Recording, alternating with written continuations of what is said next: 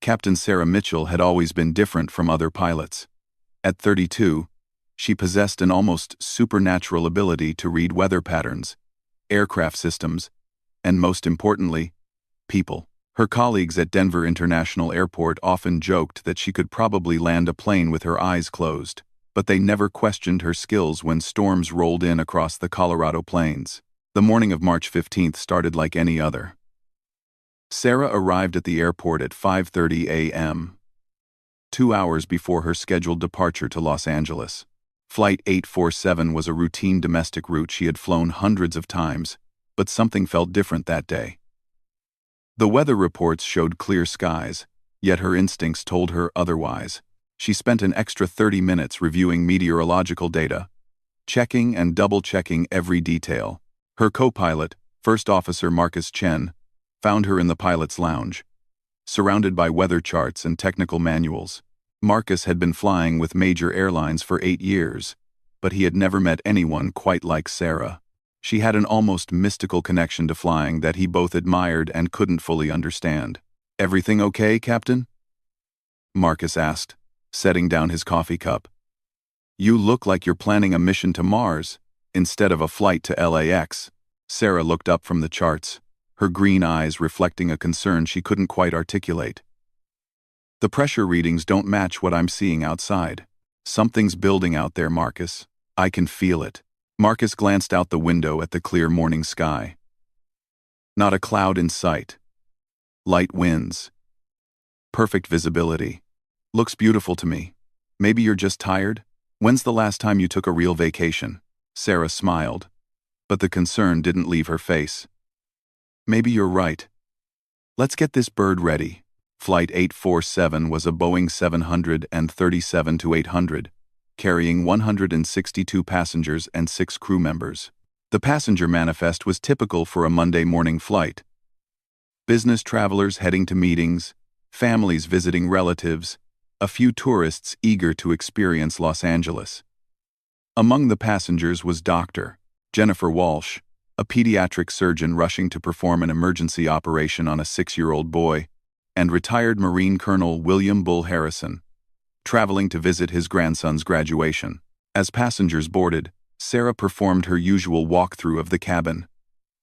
She made it a point to connect with travelers, especially nervous flyers. Today, she noticed a young mother traveling alone with twin babies, looking overwhelmed and exhausted. Sarah stopped to chat with her, offering reassurance and practical tips for flying with infants. "First time flying with the little ones?" Sarah asked gently. The woman, who introduced herself as Lisa, nodded nervously. "My husband couldn't come, and I'm terrified something will happen. They're only 8 months old." "You're in good hands," Sarah assured her. "I've been flying for 15 years, and I've never met a storm I couldn't handle. These babies are probably going to sleep right through the whole flight." What Sarah didn't mention was the strange feeling that had been growing stronger all morning. She had learned long ago to trust her instincts, even when they contradicted every instrument and report available. The flight departed Denver on schedule at 8:15 a.m. Takeoff was smooth, and they quickly reached their cruising altitude of 35,000 feet. The first hour passed without incident, with passengers settling in for the routine 3-hour flight. The flight attendants served drinks and snacks, while Sarah and Marcus maintained their professional routine of monitoring instruments and communication with air traffic control. It was at exactly 9:47 a.m. that everything changed. Sarah was reviewing their flight path when she noticed something that made her blood run cold. The atmospheric pressure readings were dropping faster than should have been possible. The temperature outside was fluctuating wildly, and the wind patterns showed something that defied every weather model she had ever studied. "Marcus, are you seeing this?" she asked, pointing to the instrument panel. Marcus frowned, checking and rechecking the readings. "That can't be right. These numbers don't make sense." Before he could say another word, the aircraft shuddered violently. Not the gentle turbulence passengers expect during flight, but a bone-jarring shock that sent coffee cups flying and luggage tumbling from overhead bins. Sarah's hands flew to the controls, her years of training taking over as she fought to maintain stability. "Ladies and gentlemen, this is Captain Mitchell," she announced over the intercom, her voice calm despite the chaos. "We're experiencing some unexpected turbulence.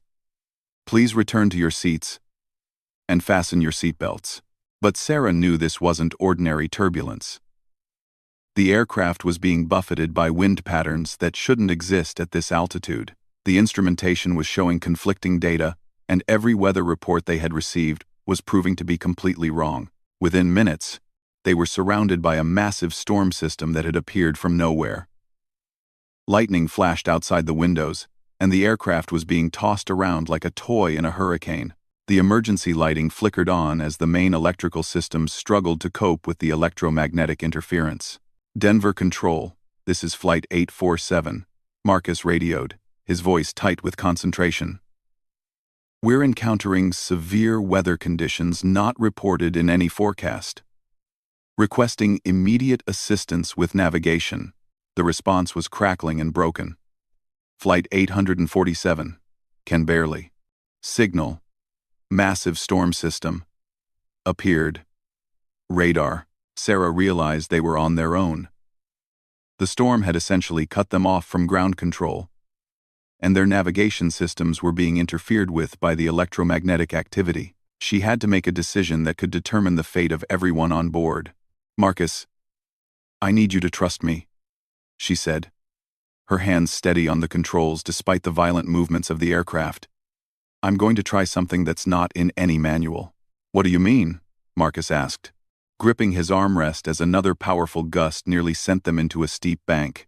"I'm going to read this storm like it's alive," Sarah replied. "Every storm has patterns, even the impossible ones. I need you to monitor our systems while I find the path through." What Sarah didn't tell Marcus was that she was drawing on knowledge that went far beyond her civilian training.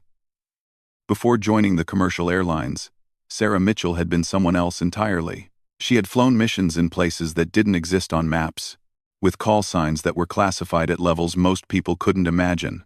But that was a lifetime ago, and she had sworn never to think about those days again. The storm continued to intensify, and Sarah found herself falling back on skills she thought she had buried forever. She began to read the wind patterns not just with instruments, but with an intuitive understanding developed through years of flying in combat zones, where weather wasn't just dangerous, it could be deadly. In the passenger cabin, panic was beginning to set in. The flight attendants moved through the aisles, helping passengers secure loose items and offering reassurance. Lisa, the young mother with twins, was crying as she tried to keep her babies calm. Dr. Walsh was checking on elderly passengers, her medical training making her an unofficial assistant to the crew. Colonel Harrison sat quietly in his seat, his experienced eyes recognizing something that the other passengers couldn't see. He had been in enough dangerous situations to know when things were truly serious, and he could tell that this was far beyond normal turbulence. He watched through the window as lightning strikes came dangerously close to the aircraft, and he began to pray for the first time in years. "Captain," Marcus said, his voice barely audible over the noise of the storm, "the weather radar is showing something I've never seen before. This storm is moving in patterns that don't match any atmospheric model I know." Sarah nodded grimly. She had noticed the same thing, and it confirmed her worst fears. They weren't dealing with a natural weather phenomenon. This was something else entirely, something that would require every skill she had ever learned, both as a commercial pilot and from her previous life that she had tried so hard to forget. "Marcus, I need you to send a very specific message," she said, her voice taking on a tone he had never heard before. "Tell Denver Control that Captain Sarah Mitchell is requesting immediate clearance for emergency procedures under Authority Code Black Sky 7. Marcus looked at her in confusion. "What's Black Sky 7? That's not in any commercial aviation protocol I know." "Just send it," Sarah replied firmly. "And Marcus, after you send that message, everything is going to change. Are you ready for that?"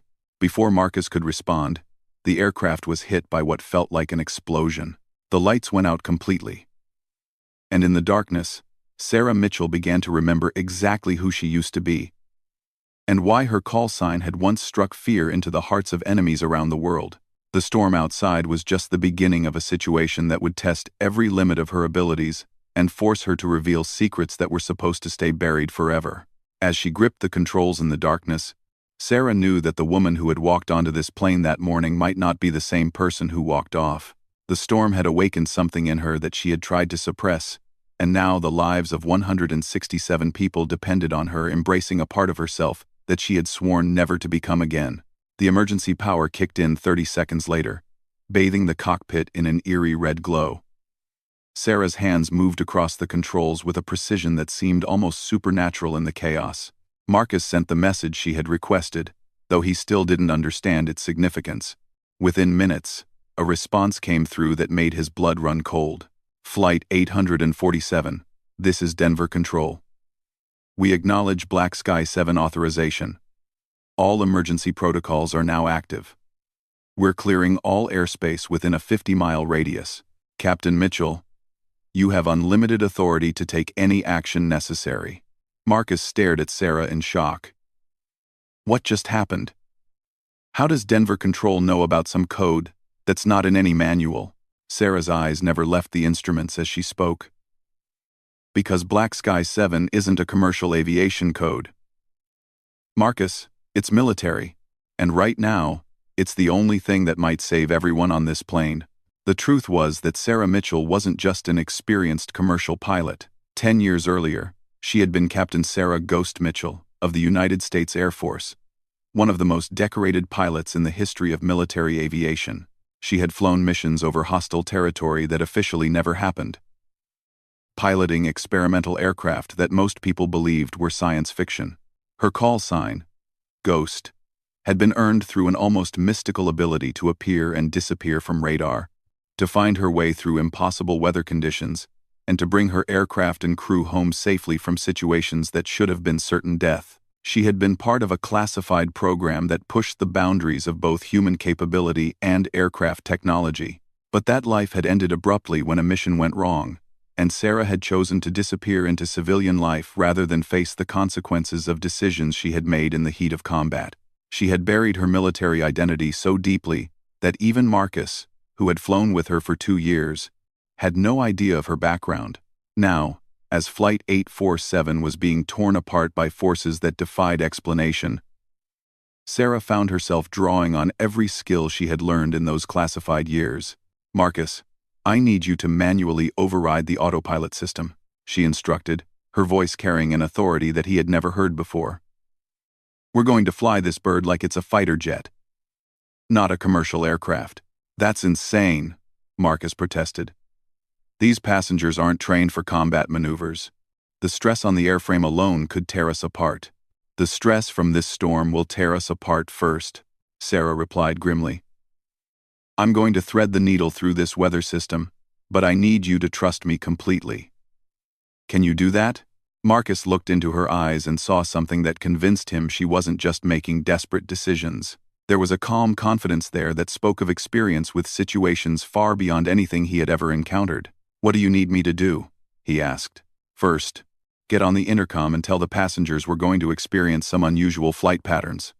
Tell them to brace for impact procedures, but don't panic them.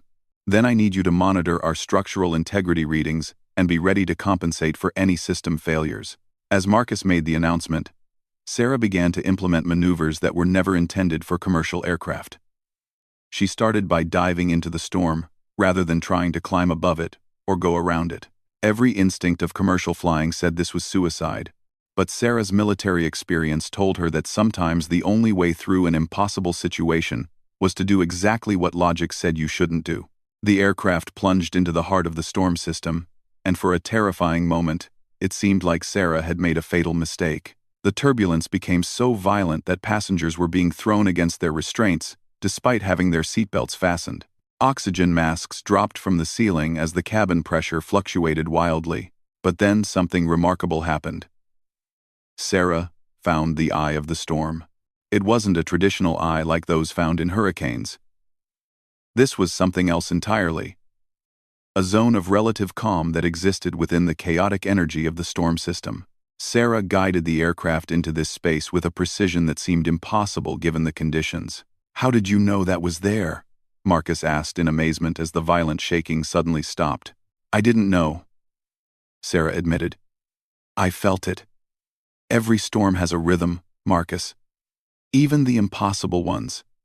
You just have to listen to what it's telling you. They had a brief respite, but Sarah knew it wouldn't last long. The eye of this storm was moving, and they were being carried along with it in a direction that would take them far off their planned course. More importantly, she could see on the radar that they were heading toward a mountain range that would be impossible to clear at their current altitude. Denver Control, this is Flight 847, Sarah radioed. We're in the eye of the storm system, but we're being carried off course. I need immediate clearance to deviate from all standard flight paths. Flight 847, you have complete clearance. We're tracking you on emergency frequency. Your current heading will take you toward restricted airspace. Are you planning to enter? Oh, so. Marcus looked at Sarah with confusion. What's restricted airspace? I don't see anything on our charts. Sarah's jaw tightened. The restricted airspace Denver Control was referring to wasn't on civilian charts because it didn't officially exist. It was the location of a classified military installation where she had once been stationed. A place that housed aircraft and technology that the public wasn't supposed to know about. Affirmative, Denver Control. Flight 847 is entering restricted airspace under Black Sky 7 authority. Copy that, Ghost. Welcome home. The use of her old call sign over the radio made Sarah's blood run cold. Someone on the ground knew exactly who she was and what she was capable of. After 10 years of civilian life, her past had finally caught up with her. In the passenger cabin, the brief calm had allowed the flight attendants to check on everyone's condition. Remarkably, despite the violent turbulence, there were only minor injuries. Dr. Walsh had helped treat a passenger who had hit his head during the worst of the shaking, and Colonel Harrison had assisted an elderly woman who was having difficulty breathing. Lisa, the young mother with twins, had managed to keep her babies relatively calm during the crisis. As she held them close, she noticed something that puzzled her. The captain's voice over the intercom had changed during the emergency. It had taken on a quality that reminded her of her late husband, who had been a Marine. There was a military precision and authority that hadn't been there during the routine announcements before takeoff. Colonel Harrison had noticed the same thing. As a career military officer, he recognized command presence when he heard it. The captain wasn't just an experienced commercial pilot. She was someone who had been in command during life or death situations before. Attention passengers, this is Captain Mitchell. Sarah's voice came over the intercom. We've successfully navigated through the worst of the storm, but we're going to need to make an emergency landing at a facility that's not on your tickets. I want to assure you that everyone is safe, and we will have you on the ground in the next 20 minutes. As they flew deeper into the restricted airspace, Sarah could see the familiar outline of Blackwater Air Station appearing through the storm clouds. It was a place she had sworn never to return to, but circumstances had left her no choice. The air station was officially listed as a weather research facility, but Sarah knew the truth. It was home to some of the most advanced aircraft in the world, and pilots who were trained to handle situations that bordered on the impossible. It was also where her career as Ghost had ended in controversy and classified hearings that had nearly destroyed her life. Marcus, when we land, there are going to be people who want to talk to me, Sarah said quietly. Military people. I need you to know that everything I've done today was to save the lives of our passengers. Whatever you hear about my past, remember that. Marcus was beginning to understand that he was involved in something far beyond a simple emergency landing. Sarah, who are you really? Before she could answer, the radio crackled with a new voice. It was deep, authoritative, and carried an accent that Sarah recognized immediately. Ghost. This is Colonel James Morrison, commanding officer of Blackwater Air Station. Permission to land is granted on runway 7. We have emergency crews standing by, and a full medical team is ready for your passengers. Sarah closed her eyes for a moment, remembering the last time she had heard that voice. Colonel Morrison had been her commanding officer during her final mission 10 years earlier. The mission that had ended her military career and forced her to disappear into civilian life.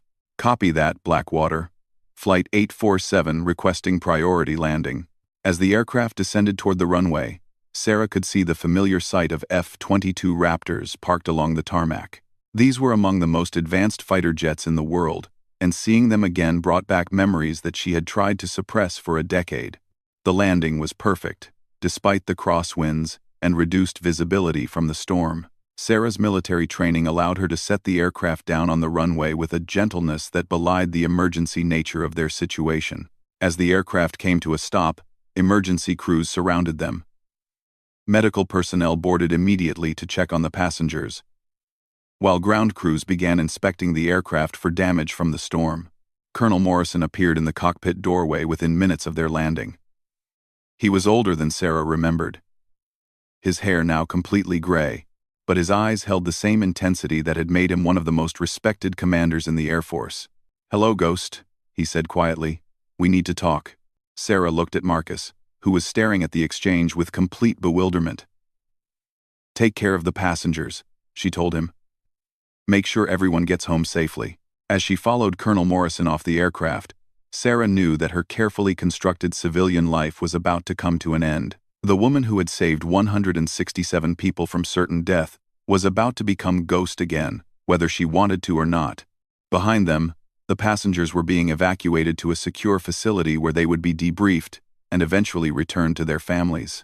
None of them realized that they had just been saved by a pilot whose very existence was classified and whose call sign was about to send shockwaves through the highest levels of military command. The storm outside was finally beginning to clear, but Sarah knew that the real storm was just beginning. Colonel Morrison led Sarah into a secure briefing room deep within the Blackwater Air Station complex. The walls were lined with classified aircraft specifications and mission reports that brought back a flood of memories Sarah had spent 10 years trying to forget. As they walked, she noticed something that made her heart skip a beat. Every F-22 Raptor on the base had been grounded, their pilots standing at attention beside their aircraft. "Why are the Raptors grounded?" Sarah asked, though she suspected she already knew the answer. "Because the moment your call sign appeared on our communications system, every classified protocol in the book was activated," Morrison replied grimly. "Ghost doesn't just request emergency landing clearance, Sarah. Ghost brings down entire defense networks when her identity is compromised." The briefing room was exactly as Sarah remembered it. Sterile, windowless, and designed to contain conversations that could never leave these walls. Morrison gestured for her to sit at a table that bore the scars of countless classified discussions. 10 years, he said, settling into the chair across from her. 10 years since Operation Nightfall. And you surfaced to save a commercial airliner. I have to admit, that's not how I expected this reunion to go. Sarah's jaw tightened at the mention of Operation Nightfall. It was the mission that had ended her military career and forced her to abandon everything she had worked for. "I didn't have a choice, Jim. Those passengers needed someone with my skills." "Your skills," Morrison repeated. "Let me remind you what your skills are, Ghost. You're the only pilot in history to successfully penetrate Russian airspace undetected. You've flown missions that don't exist in any official record. You've piloted aircraft that most people think are science fiction. And you did it all under a call sign that became legend in military circles around the world." The truth about Sarah's military career was far more complex than her civilian colleagues could ever imagine. As Ghost, she had been part of a highly classified program called Project Shadowbird. The program was designed to test the limits of both human capability and aircraft technology, pushing pilots and machines beyond what was thought possible. Sarah had been selected for the program not just because of her flying skills, but because of an almost supernatural ability to read atmospheric conditions and navigate through situations that should have been impossible. She could find her way through the most severe weather, avoid radar detection in ways that defied conventional understanding, and bring aircraft home from missions that had gone catastrophically wrong. The F-22 seconds are grounded because your call sign is tied to information that could compromise national security if it falls into the wrong hands, Morrison continued. When you used Black Sky 7 authorization, you triggered protocols that assume you've either been captured or are operating under duress. I saved 167 people today, Sarah said firmly. I used those protocols because a commercial aircraft was in a situation that required military-level expertise. Nothing more. Nothing more. Under the Sarah 7. Under the Saven in the Mangers Rebor. I talk. Morrison leaned back in his chair, studying her carefully. The storm that nearly brought down your aircraft wasn't natural, Sarah. Our meteorological teams have been tracking it for the past 6 hours, and it defies every model we have. Wind patterns that shouldn't exist, electromagnetic interference that matches no known natural phenomenon, and pressure readings that suggest artificial generation. Sarah felt the color drain from her face. What are you saying? I'm saying that someone wanted to bring down Flight 847, and they used technology that we can't identify to create a weapon disguised as weather. You didn't just save passengers from a storm, Ghost. You saved them from an attack. The implications of Morrison's words hit Sarah like a physical blow. If the storm had been artificially created, then someone had known she was on that flight. After 10 years of anonymity, someone had found her and tried to eliminate her using a method that would appear to be a tragic accident. Who knows I was flying that route, she asked. That's what we're trying to determine. But Sarah, there's something else you need to know. The technology used to create that storm matches research that was being conducted during Operation Nightfall. Operation Nightfall had been Sarah's final mission as Ghost, and it had ended in disaster. The operation involved testing experimental weather manipulation technology that could create localized storm systems for military purposes. The technology had been incredibly advanced, but it had also been incredibly dangerous. During the final test, something had gone wrong. The artificial storm they created had grown beyond all predictions, threatening civilian areas and forcing Sarah to make an impossible choice. She had disobeyed direct orders to abort the mission and had instead flown directly into the heart of the storm to manually shut down the weather manipulation system. Her actions had saved thousands of civilian lives, but they had also destroyed years of research and cost the military billions of dollars in lost technology. The official report listed the incident as a technical malfunction, but Sarah had been quietly forced to retire, her military career ending in controversy and classified hearings. The technology from Nightfall was supposed to have been destroyed, Sarah said quietly.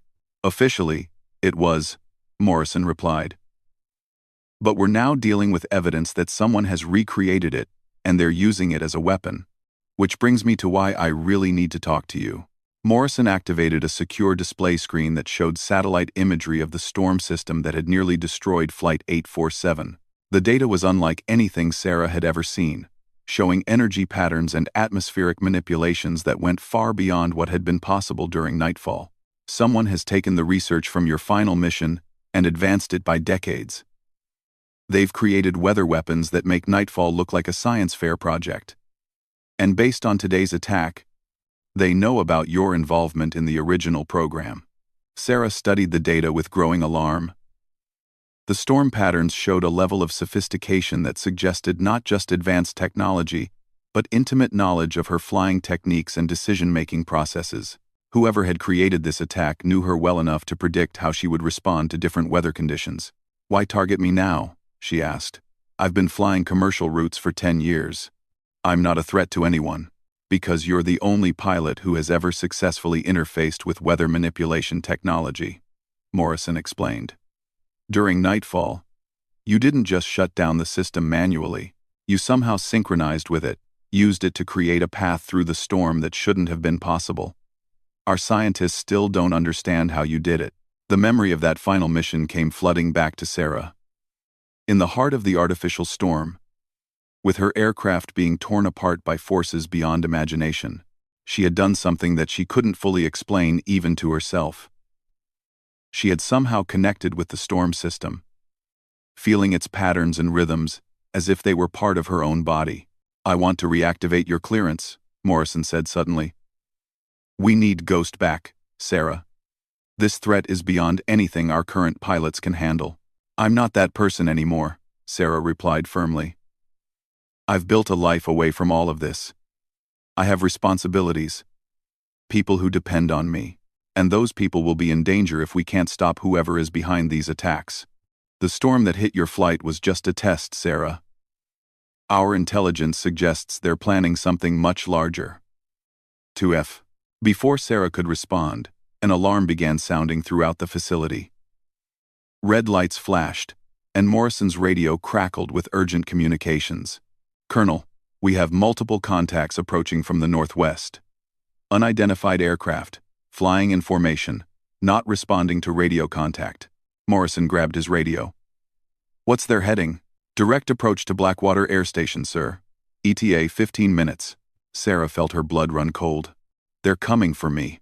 All F-22 seconds remain grounded by your security protocols, Morrison said grimly. We can't launch interceptors while Ghost is considered compromised.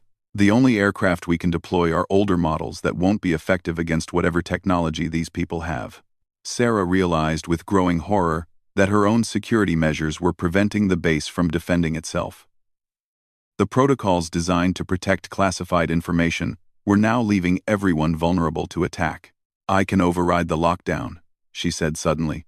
The only way to override Ghost protocols is with direct authorization from the pilot herself. Morrison confirmed. Are you willing to officially reactivate your military status? Sarah looked at the display screen showing the approaching aircraft. In 15 minutes, they would reach the base where 167 innocent passengers were being sheltered. The same people she had risked everything to save would be in danger again because of her past. What do you need me to do? Morrison activated a secure communication system that connected directly to Pentagon Command. Within seconds, a familiar voice filled the room. General Patricia Hayes, who had been Sarah's ultimate commanding officer during the Shadowbird program. Ghost, this is Hayes. I need you to confirm your identity and status. General Hayes, this is Captain Sarah Mitchell. Call sign Ghost. Service number 847992156. I am requesting immediate reactivation of my military status under emergency protocols. Confirmed, Ghost. As of this moment, you are reactivated with full authority. All Ghost protocols are lifted, and all aircraft at Blackwater are released for combat operations. Throughout the base, the F-22 Raptors roared to life as their pilots received clearance to launch. Sarah could hear the thunderous sound of jet engines spooling up, preparing for takeoff. Ghost, we need you in the air, General Hayes continued. There's an experimental aircraft in Hangar 7 that was designed specifically for pilots with your capabilities. It's equipped with counter-weather technology based on what we learned from Nightfall. Sarah and Morrison raced through the corridors of the base toward Hangar 7. As they ran, Sarah could see F-22 seconds launching from the runways, their afterburners lighting up the sky as they climbed to intercept the unknown aircraft. Hangar 7 contained an aircraft that took Sarah's breath away. It was unlike anything she had ever seen, combining the stealth characteristics of an F-22 with advanced systems that seemed to belong in science fiction, rather than reality. This is the F-35 Ghost, Morrison explained as they approached the aircraft. It was developed using data from your Nightfall mission. It's designed to operate in artificial weather conditions and can interface directly with atmospheric manipulation systems. The aircraft's call sign was painted on the side in barely visible gray letters, Ghost. As Sarah climbed into the cockpit, she felt the familiar sensation of coming home. The controls were intuitive, designed specifically for pilots with her unique abilities. As the systems came online, she could feel the aircraft's advanced sensors reaching out into the atmosphere, reading weather patterns and electromagnetic signatures with unprecedented precision. Ghost, you are cleared for takeoff, Morrison's voice came through her headset. Unknown aircraft are now 10 minutes out and closing fast. Sarah guided the F-35 Ghost onto the runway, her hands moving across the controls with the muscle memory of countless missions. As she prepared for takeoff, she realized that everything had led to this moment: her civilian life, the commercial flight, the impossible storm, and now this final confrontation with enemies who possessed technology that threatened everything she had tried to protect. Ghost is airborne, she announced as the aircraft lifted off into the storm-darkened sky. As she climbed toward the approaching enemy aircraft, Sarah Mitchell ceased to exist. In her place was Ghost, the legendary pilot who had never met a storm she couldn't conquer, or an enemy she couldn't defeat. The call sign that had once struck fear into the hearts of enemies around the world was active again, and the skies would never be the same. Below her, every F-22 Raptor at Blackwater Air Station had been silenced not by enemy action, but by the return of a legend. Ghost was back, and the final battle for control of the skies was about to begin. The woman who had saved everyone on board, Flight 847, was about to save the world.